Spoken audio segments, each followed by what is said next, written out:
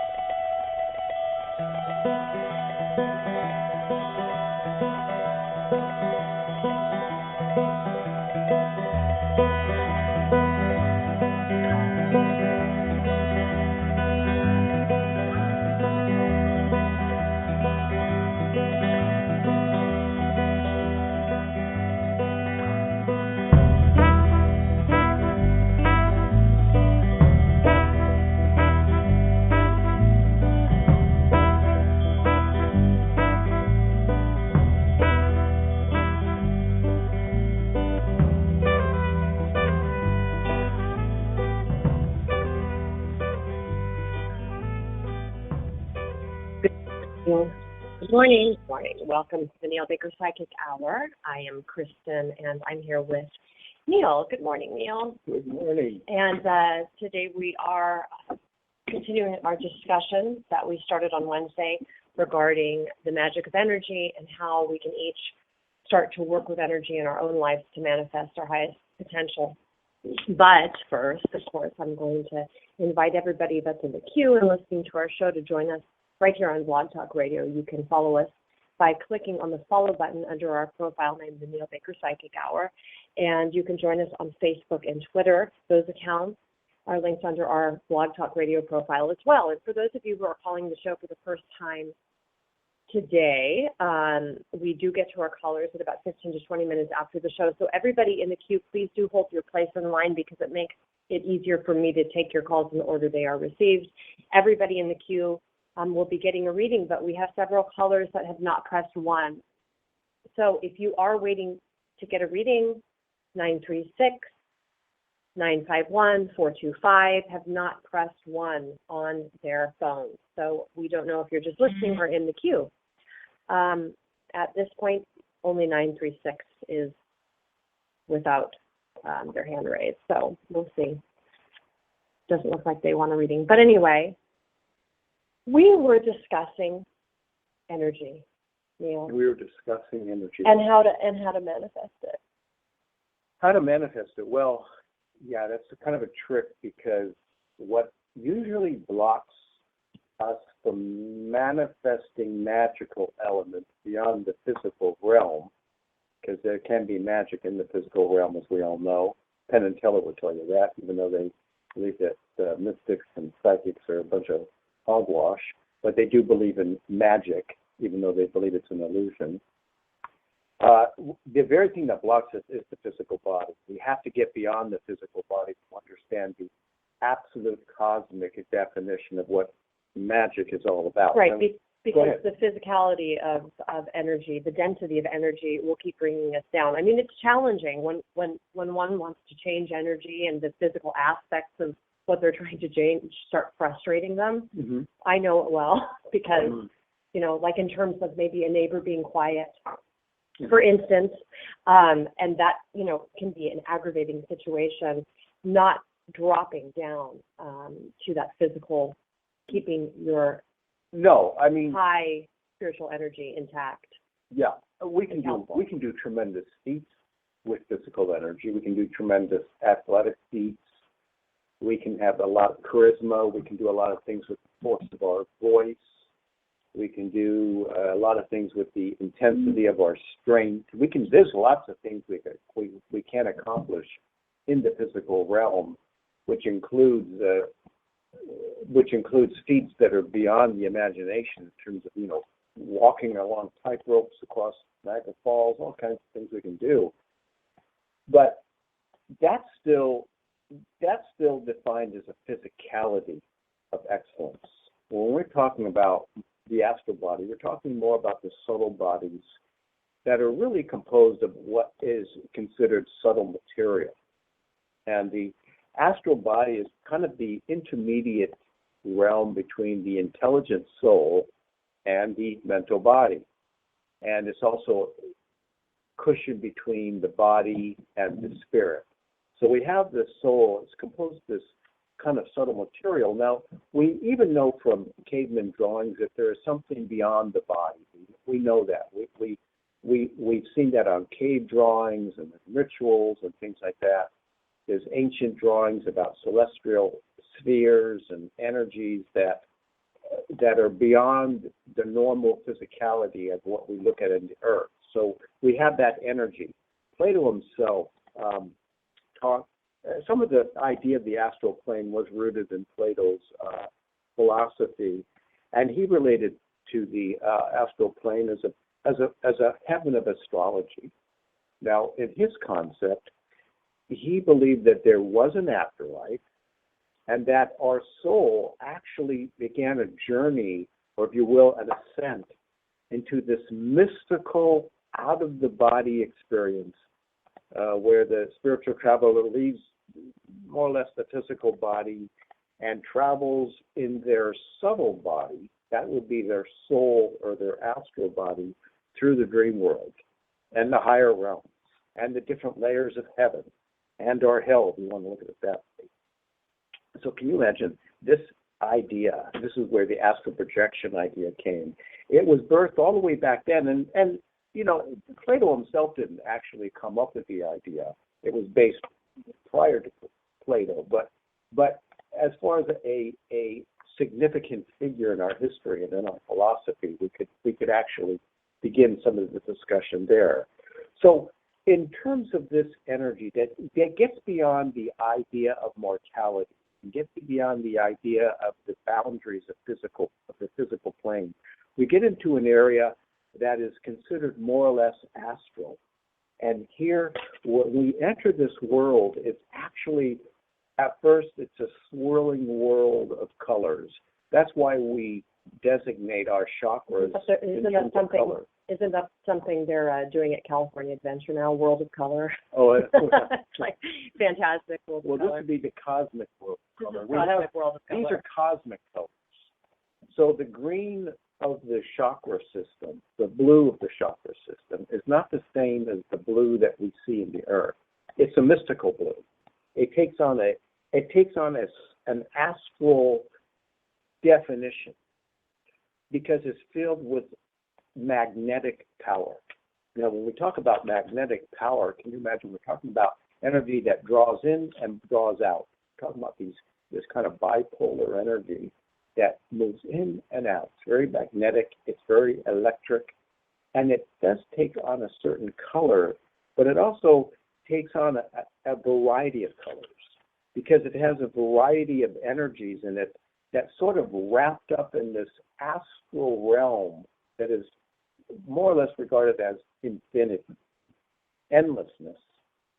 And as we enter this realm, we actually enter what is considered the dream world of the self, because it's our astral bodies that's going into that dream world, and because we are composed of a soul and a spirit, and our bodies cannot go into the dream world, but our souls and our spirits can, and thank God our souls and our spirits can leave our bodies, still connected by the silver cord. But this is a way that we can have access to this astral realm and obtain from it what we commonly would refer to as magic or energy. Now that magic and energy, if we're able to contain it in our bodies when we come back with it, we can do all kinds of magical things on the planet. Right, and I think it's more than, positive energy is extremely important, so I think that's the basis for being able to change energy, right, Neil? Maintaining a positive energy, Yeah. rather than holding negative energy, because as we said before, the more physical, the more dense the energy, the more you're going to stay grounded in physicality. I mean, even doctors would tell you that your attitude about life will help matters. If you're depressed, it's not going to help.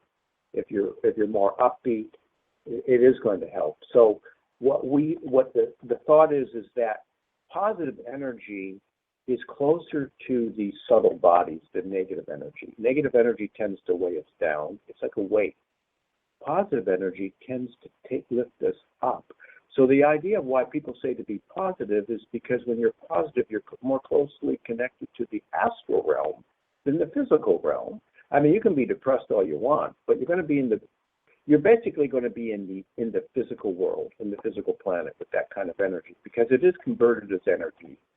Depression is produced as an energy in the body. It slows down the chakra systems. And the idea is you don't want to slow down the chakra systems. Speed them up and keep them spinning. Keep them spinning. Clear and spinning. Yeah, because the faster they go, the more there is a liftoff, the more there is an ability to perceive, understand, interpret, experience, interact with the subtle bodies of the astral realm, which are basically moving at such a speed that our physical bodies can't even connect to them. They're going too fast. So our physical bodies can't connect to it. So wouldn't it make sense to produce an energy within the self that is so positive it can at least hitch a ride onto the tail of the comet, onto the tail of the astral realm, and thereby perceive, receive, and if you're really advanced, interpret the energies of the astral realm. Right. So that's step one, but more than just maintaining a positive energy, there are other things that people can do to practice changing energy. And last episode, we talked about how we work with a deck of playing cards and manifest certain cards specifically. I have a story I want to relay because it was my probably first experience when I thought, okay, this is the magic of energy occurring. But I was in a lesson with a teacher who was trying to connect me to a lower breath connection. We were working on breathing, and I was barking like a dog in the lesson. And what I said was, of course I was barking, but I said, I just wish right now that dogs would show up. And so, I would love to see dogs show up right now. And we continued in the lesson, and suddenly out of the corner of my eye, I saw two dogs running across the lawn and toward the front door. And I opened up the front door, and there was this white dog and a miniature Pomeranian, sitting there barking at me. And it was like so exciting. Now, ostensibly, it could have been because I was barking, but how often do barking dogs, attract other barking dogs? So that was my first experience with actually utilizing a thought and being able to attract an experience that I wanted. But as far as being able to consistently repeat that experience or that energy, putting out energy and bringing the energy toward me, I didn't have a structured form of practicing. And after practicing, I think for the 3 years that we've been working on the cards together, I've started to be able to accomplish small feats with energy. So yeah, the cards are just the vibration. They're an excellent tool because you're using the concept of the mind and the vision and the energy. And then that energy goes from your third eye down through the energy levels of your body, of course, extending outward to the limbs, to the fingertips where there are chakra little centers there too. And so all that's connected. And so the feel of the hands on the deck of the cards will connect to the vision in the brain, and you just spark the cards and voila, you get the card you envision. And it's something I've been doing since I was a kid. My grandfather taught me when I was probably about 4 years old. And I've been doing it every day since then. Every day I do it just to keep myself in practice. And you've experienced it too on that level. And we talk about dogs. It's interesting. You should bark like a dog. That would also help. It would also help. one of the most famous allusions to dogs is the phrase, "Let's slip the dogs of war," from Shakespeare's Julius Caesar, after Julius Caesar is assassinated, and that famous speech is made. But the idea of, dogs have a certain element, and they're also illustrated, quite vividly on the tarot deck. But the dog itself is linked to the underworld, and there's also a theme that whenever a dog's howl, they're mourning the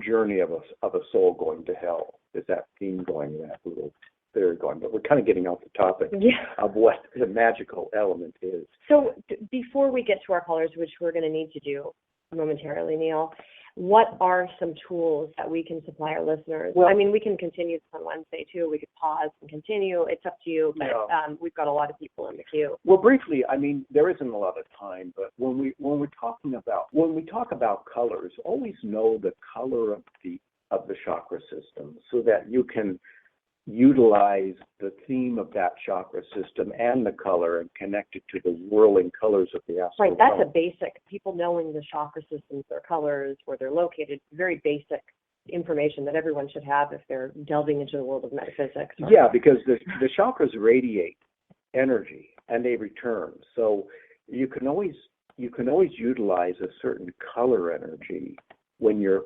leaving your body. One way of visualizing the aspect and the beginning aspect of magic is to actualize a color in your mind, and then sort of close your eyes. You can be sort of close your eyes. Don't completely close. You don't want to close. Well, sort of close your eyes means your third eye's open. So you're sort of close your eyes. You're closing your naked eye, but you're opening your third eye. Yeah. Okay. Because I believe that the eyes never really close. They're always, when we concentrate, we close the eyes, but they're never really closed because we have inner vision. So you sort of close your eyes, and your third eye leaves your body. You actually visualize leaving your body, and you're wrapping your exit in a color.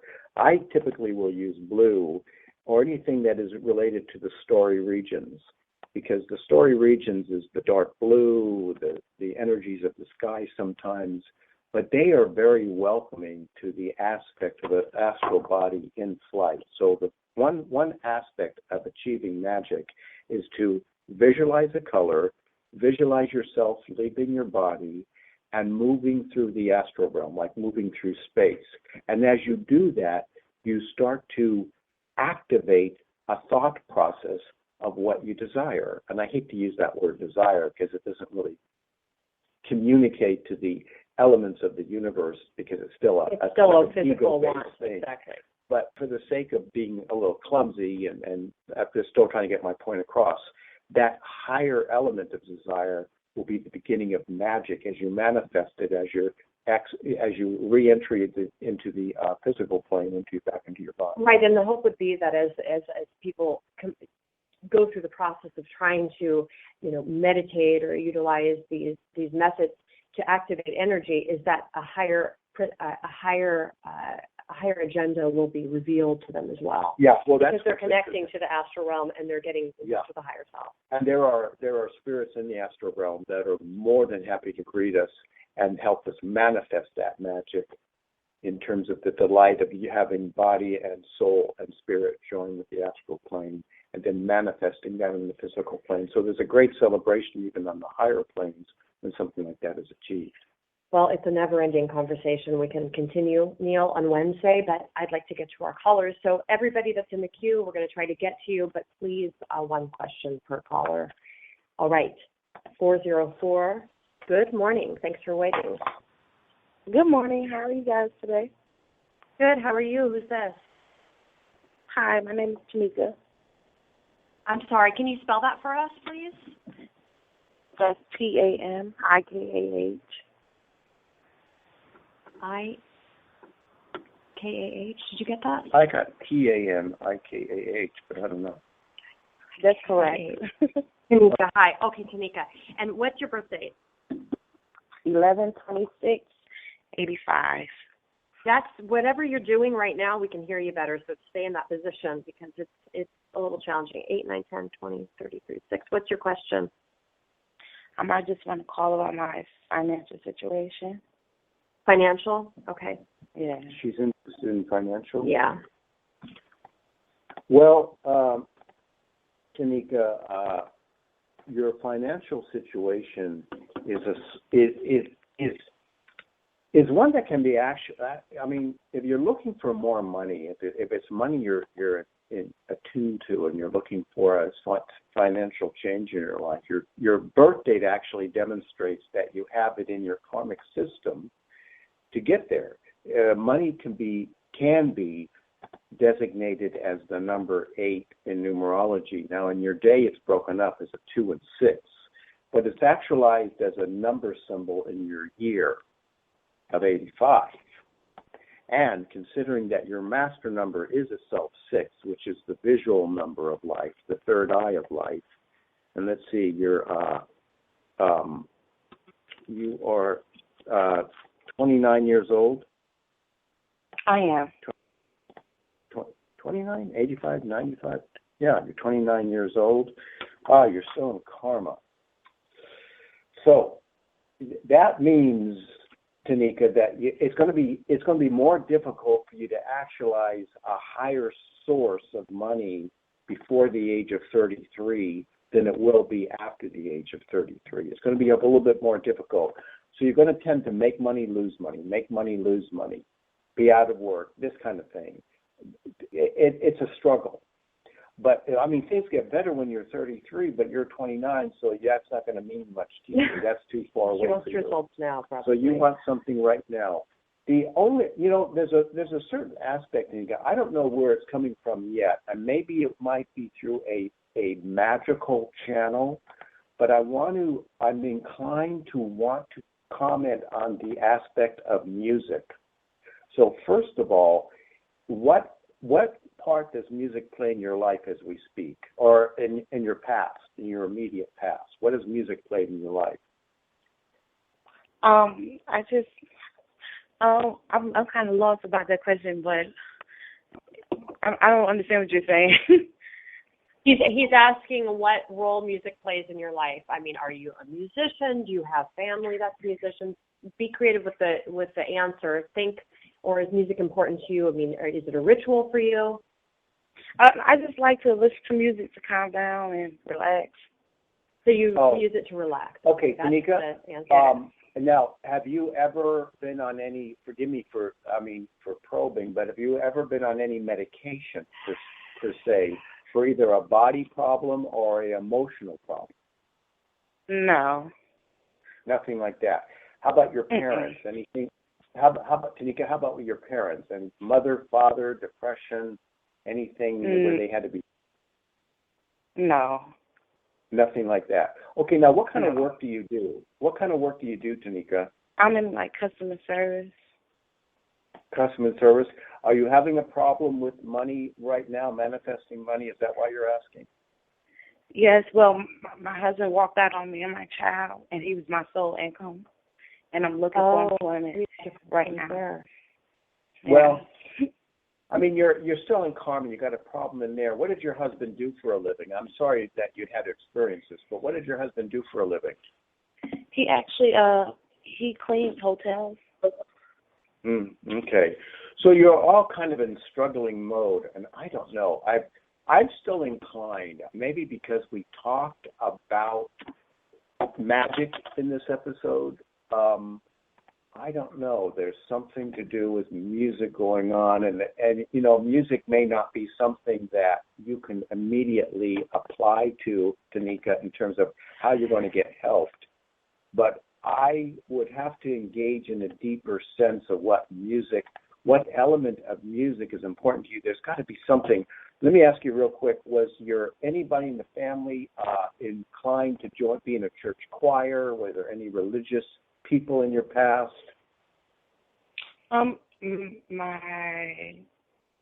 It's a lot of religious people, but as far as singing, that would be my great-grandmother. She was in the church choir. Oh, your great-grandmother was in the church choir. Okay, is your great-grandmother crossed over? She is. Your great-grandmother. And her daughter, your grandmother, were you close to her, or are you close to her? Yes. Okay.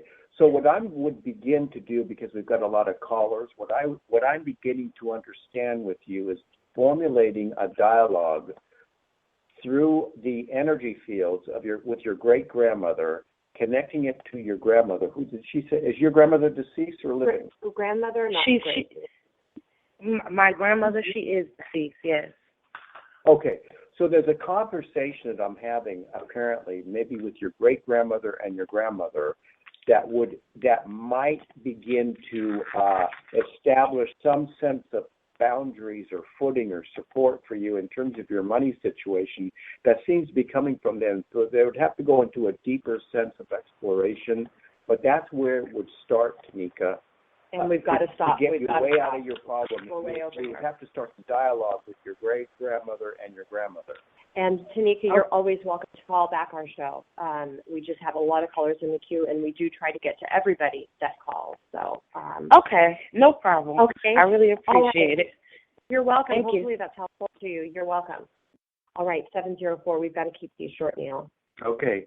Yeah, it's too bad. I mean, I wish I could help everybody. Well, we can help them, and they can always call back. They can Yeah. always call back. 704 area code. Good morning. Good morning. This is Melissa. Hi, Melissa. Birth date, please? September 13th, 1969. 5959? 69. 69. Okay. And what's your question? Where are you calling from also, Melissa? North Carolina. North Carolina. Alrighty. Mhm. What's going on?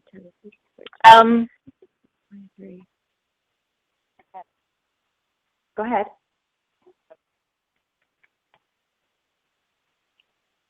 Melissa, are you there? Sounds like We can't hardly hear you. I just heard like a bit of your Hello? voice. Hi. Can you hear me? Can you hear Barely. me now? Yeah, we can hear you now. What's your question? 10, 15, 16. Do you see any changes that I need to be aware of coming up in the next few months? Okay. Changes. No, 3811 What is wrong with me? changes for you to come up. Yeah, I do see. I'm a little bit concerned, Melissa, with your home environment. Okay. First of all, is there anything that you're concerned about with your current living situation that you know offhand, that you know verbatim, that are there any concerns right now in your living situation, your home? As far as I need carpet upstairs, which is irritating me to death, but other than that, I was thinking of moving and downsizing and moving a few miles away from here. Okay, so the changes, that's what I'm picking up on then. Mm-hmm. I mean, the carpet is maybe a little bit of a tidbit there, but the idea of moving is what I'm starting to pull at the root. So when you say, when you're talking about moving, now that root, when you pull on it, Melissa, it comes up with all kinds of things. It could come up in terms of relationship, job. I mean, all kinds of things when you pull on the root of trying to uproot yourself and move and maybe downsize. It just isn't a decision you make because you want to downsize. It comes with a portion of history. And sometimes it's the idea of losing something, a divorce, something like that. Have you been divorced in your life, or is there any kind of estrangement, may I ask, with a significant other? No, I've been divorced probably 15 years. Okay, but you see, that's the history. Yeah. Yeah, that's the history, Melissa. The divorce that I'm picking up on is part of the root of all the energies you've experienced throughout life that has brought you to this conclusion.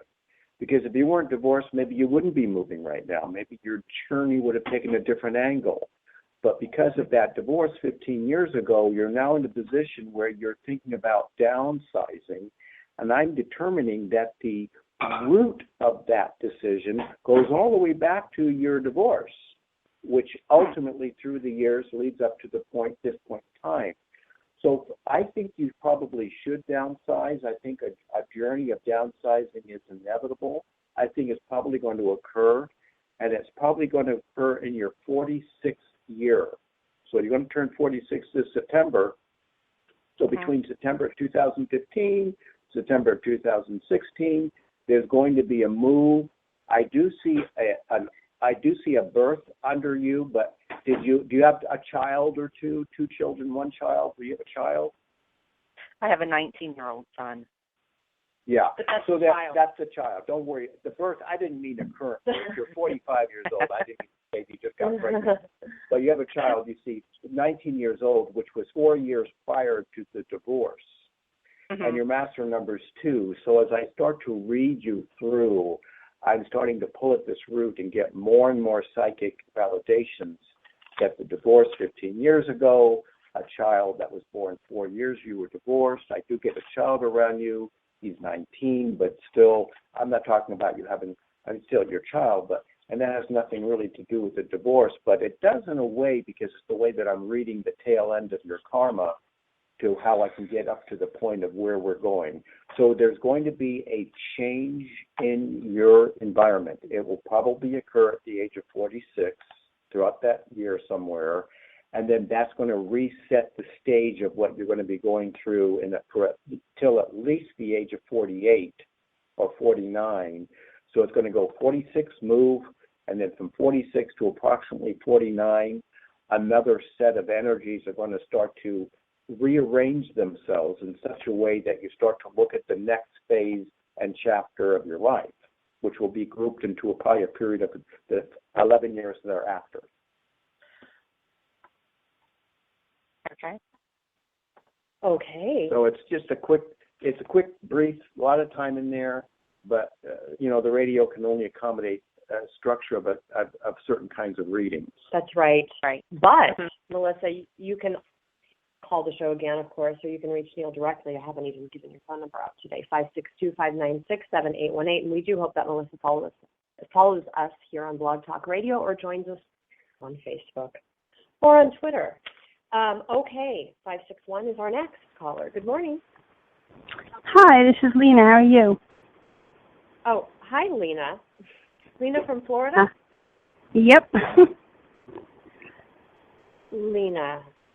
3762. What's your birth date? I'm sorry? March 7th, 1962. March 7th, 1962. And your question? My question is, I wanted to ask Neil, there's this man that I met, his name is Steve, and it's just driving me crazy. He's sending me on, making these phony profiles and sending his friends to meet me, and it's just like, I don't know what's going on with this guy. Can you get a read on him? Well, other than you kind of suggesting comments about him and influencing my thoughts, it sounds like he might be a little bit of a game player, a little bit of sociopathic energy. You have certainly experienced that in your life. So have you had experiences where men in a relationship, they abruptly left or just got tired of the relationship and abandoned you? Have you ever experienced that in your lifetime? Oh, yeah. Well, I use I leave them. Yeah, it's just, there's abruptness. Mm-hmm. Well, I would be careful of this character. I think there's probably more physicality and sexuality involved in the energy of this person. So a lot of it, people who have a need for that kind of immediate attention sometimes play people.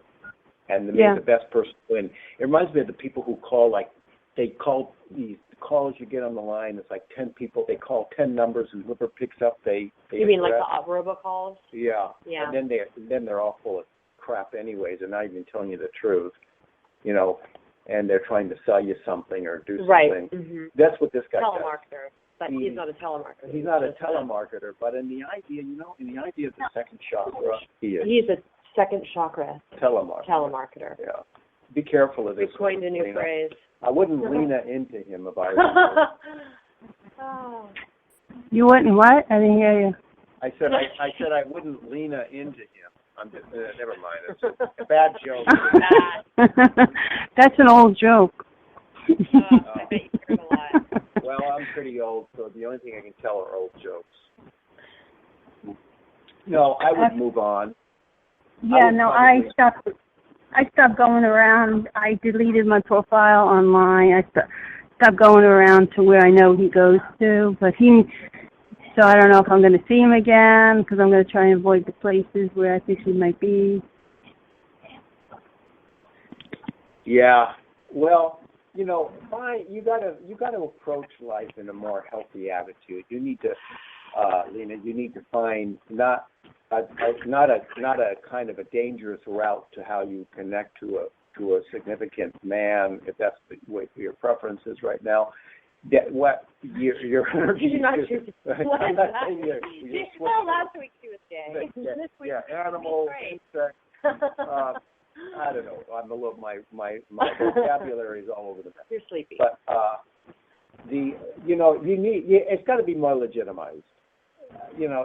For you, I wouldn't say that if you're looking to connect to a person with the idea of romance or relationship, I probably wouldn't go to places where you get a lot of people who are hunting for that sexual encounter.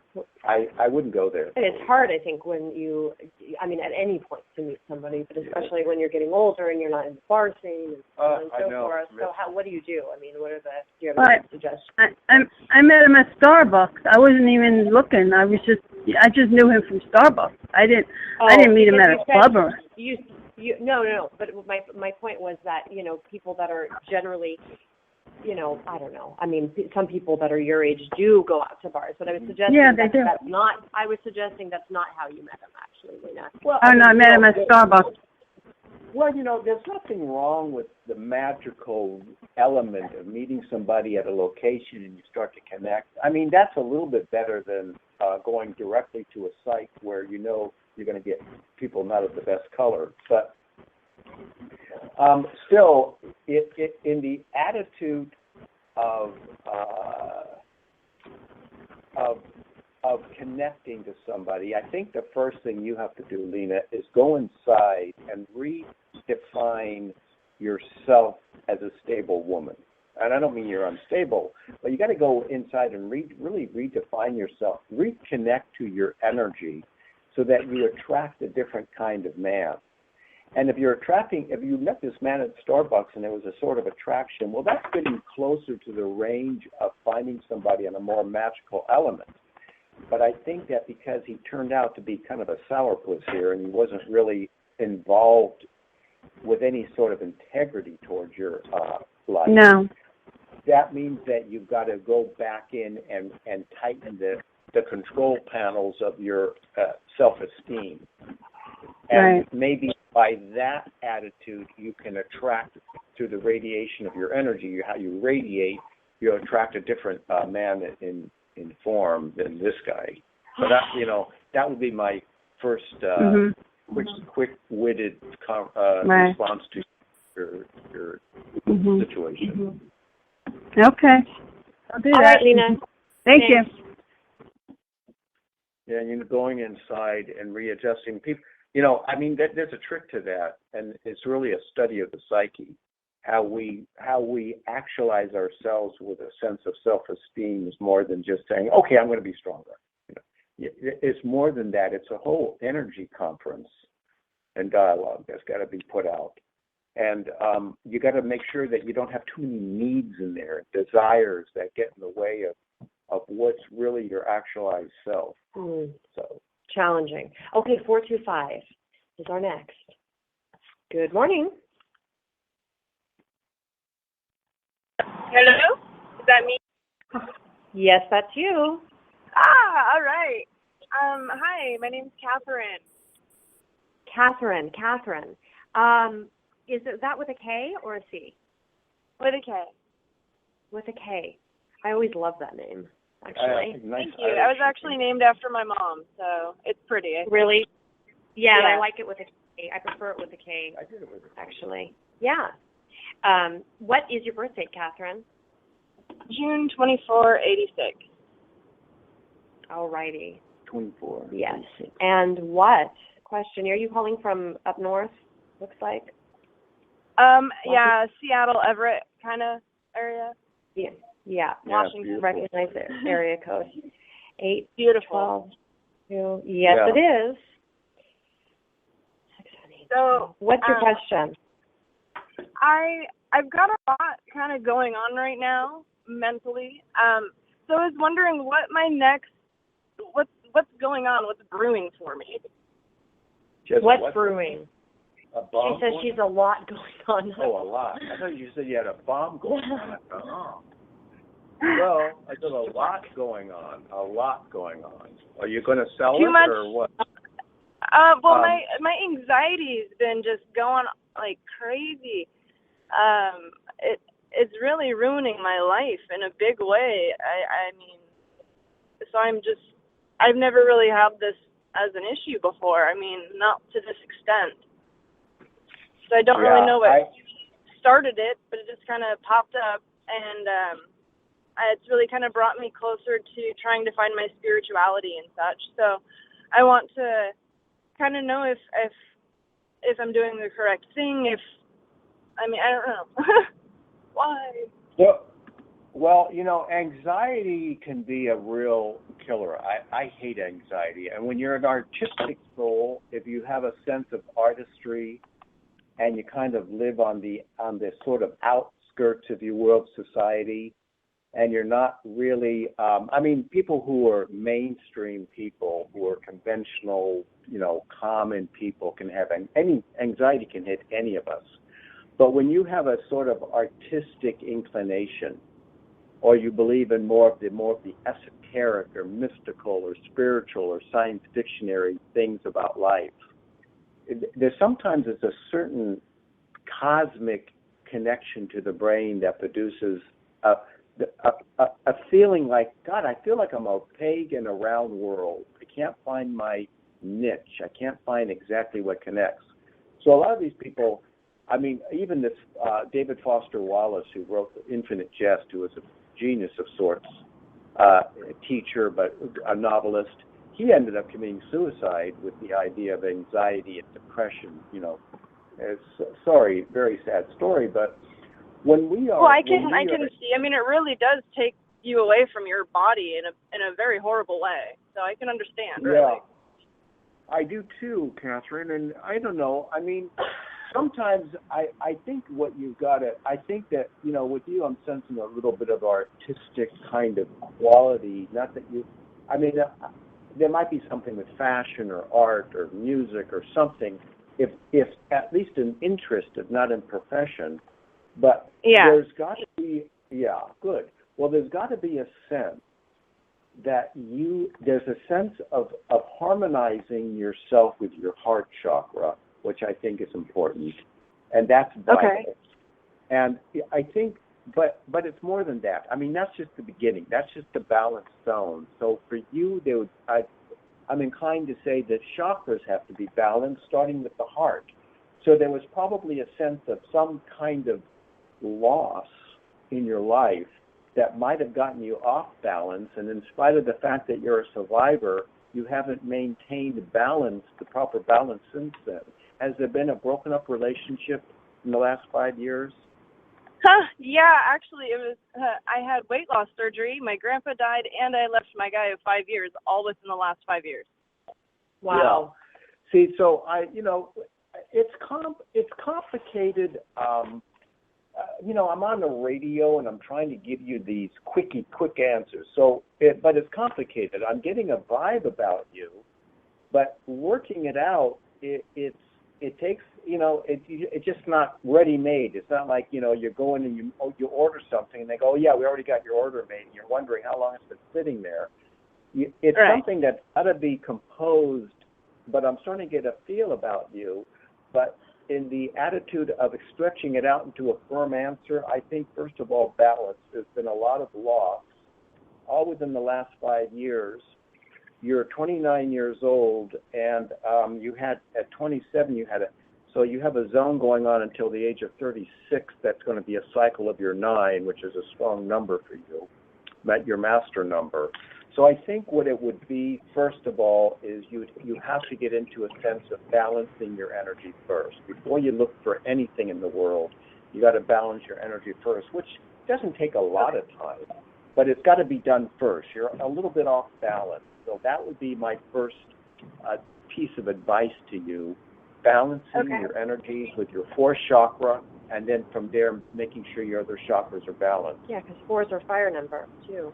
Yeah. And I'm trying to learn that sort of stuff right now, so I can do these sort of things, because I feel that that's the direction I need to go. And what do you do for a living? What was that? What do you do for a living? I supply dispensaries with medicine for cancer patients. Oh, wow. Yeah, yeah. I mean, that's going to be in more of your seventh chakra. But you see, you're still riddled by the concept that you're in a world of life and death. You're caught in a world of that rude awakening. And so even though it's of a spiritual nature, there's a dichotomy in there that as you live, you die, and the epitome of it is that you're right at the fire of it. So I mean, okay. I'd have to you have to incorporate that idea, and it just takes a little bit of practice. And we do have to move on to the next caller, but Catherine, first, before we do that, can you validate any of the artistic vibes Neil was getting from you? Because the cancer. Yeah, absolutely. Yeah. Okay, so, all right, I just wanted to make sure because I was... Mm-hmm. No, it really resonated well with me. Everything seems to fit pretty perfectly. So I'm going to definitely research more and trying to figure out the chakras and how I can get myself aligned like I need to be and focus on the heart chakra, correct? Yeah, That's right. I would start with that one.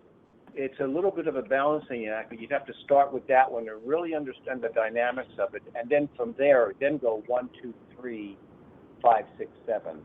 But you need to start with the heart first, because I think that comes from a sense of loss in these last 5 years. All right, Catherine. Perfect. Well, we appreciate your call, and if you would like to discuss further, 562-596-7818. She can also join us on Facebook. We're on Facebook, on Twitter. There's 2 Facebook accounts, which I didn't mention earlier. Oh, really? Yeah, well, you know that. But one of them's linked here under Blog Talk Radio, and then one of them is a friend page. So one's a fan page, one's a friend page. Are people hitting our like page or our Facebook page? I don't know. Sometimes they do, sometimes they don't. Or friend requests. Yeah, there are numbers, but we invite more likes that help support us in what we do. I mean, it helps support the show and giving the readings that are, of course, a service to our callers and listeners. So your support is nice, and your friendship on the page that I update the most is our account whereby people would send us a friend request. Find us there. I probably should link that page here on Blog Talk Radio. All right, 936. Are you listening, or do you want a reading, 936? Oh, I was just listening. You're just listening? Yeah, Lindsay. Yeah. Hi, Lindsay. Hi. Hi. Okay, well, hi. Good. How are you? Well, I'll put you on mute, but glad to hear that you're listening. Lindsay. Yes, I am. Oh, of course. Okay. Hi, Lindsay. All right. Hi, Phil. Okay, so we have one more caller, 951. Would you be mad if I bought 8 ounces of coffee beans for $60? Would I be mad? Yeah. I think you'd be mad to do it. There's a very highly rated coffee I found online. Oh, really? 97 points by Coffee Review and $59.95 for 8 ounces. I mean, I would never spend that on coffee, but I just want to run it by you. I guess. All right, 951. It's Nathaniel. Hey, how are you? Hi, good. How are you, Nathaniel? Great. All right, here we are. What's going on? 5157, he's a 2810-1. Well, I went to the doctor yesterday, and I guess I made it there, and it seemed to all work out all right.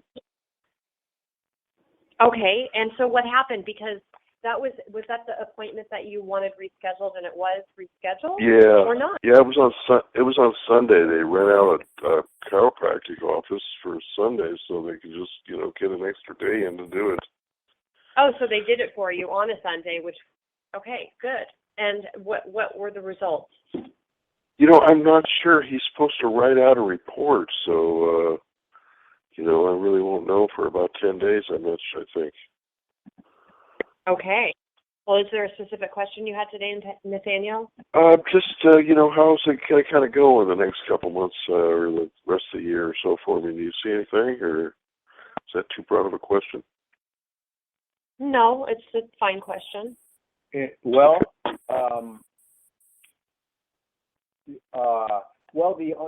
thing that I'm getting, I don't know where yet it's coming from, but there's going to be, and it could just be a friend, but there's a new female that enters your life, Nathaniel, that I'm picking up on in the next 2 weeks. So what I mean, it doesn't have to be romantic, but it's a new female.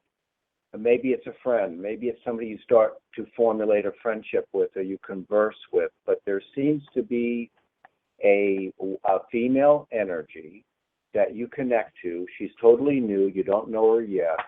And you start to talk with her, and you have like-minded interests.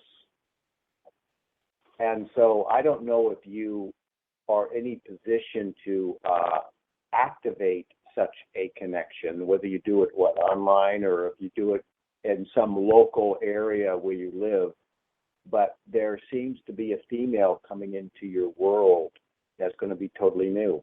Do you meet females? I mean, where would you be prone to meet them? Online or in some? I'm not sure. It's just anywhere I frequent. It could be a store, or it could be somewhere, or it could be a bus, or anything.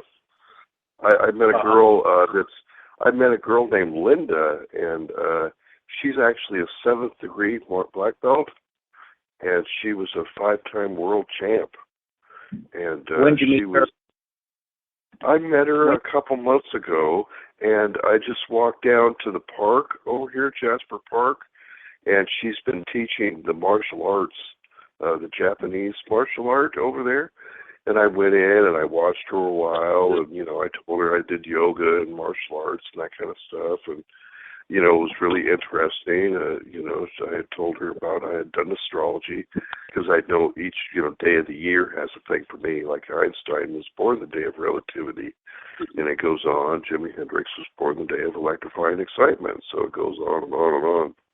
And, so I told her she was born the same day as Helen Keller, the day of the defensive developer. So I thought, wow, that was pretty ironic, because she's a 7th degree martial artist, and she's born the day of the defensive developer. You kind of get it? So yeah. With that conversation in mind, and that was a couple of months ago, and you did meet a girl, Linda.